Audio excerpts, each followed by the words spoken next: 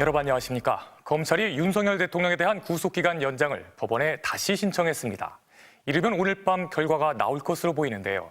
구속이 더 연장되지 않는다면 검찰은 내일 윤 대통령을 기소해 재판에 넘길 것으로 보입니다. 취재기자 연결해 지금 상황 알아보겠습니다. 구나영 기자, 재신청 결과는 아직 안 나왔습니까? 네, 아직 결과는 나오지 않았습니다. 이미 한 차례 불허한 것을 다시 심사하는 만큼 법원도 고심하는 걸로 보입니다. 서울중앙지법은 어젯밤 10시쯤 윤석열 대통령의 구속기간 연장을 불허하면서 공수처법 입법 취지를 사유로 들었습니다.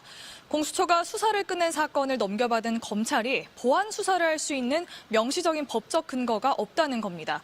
공수처법은 사건을 넘겨받은 검찰이 신속하게 기소 여부를 결정해야 한다고 돼 있습니다.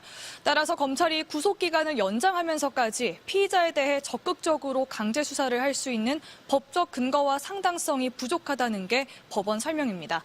법원 결정에 검찰은 당혹스러워하며 긴급회의를 소집했는데요. 불허 결정이 나온 지 약 4시간 만에 구속기간 연장을 다시 신청했습니다.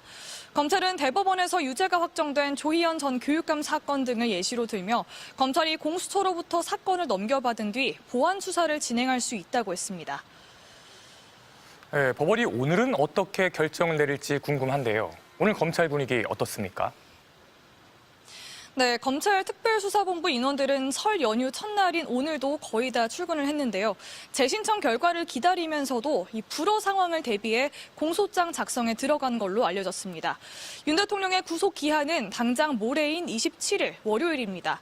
법원이 연장 신청을 받아들이면 구속 기한이 다음 달 6일까지 늘어나지만 그렇지 않으면 검찰은 내일이나 모레 윤 대통령을 기소할 걸로 보입니다. 당초 검찰이 오늘 윤 대통령 조사를 시도할 수 있다는 관측도 있었지만 윤 대통령 측은 요청이 없었다고 했습니다.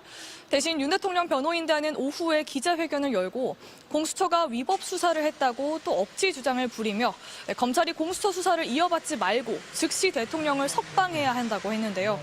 이에 대해 야당은 공수처와 검찰, 법원, 헌법재판소까지 다 부정하면서 법치를 운운하고 적법 절차를 따진다고 비판했습니다. 지금까지 서울중앙지검에서 전해드렸습니다.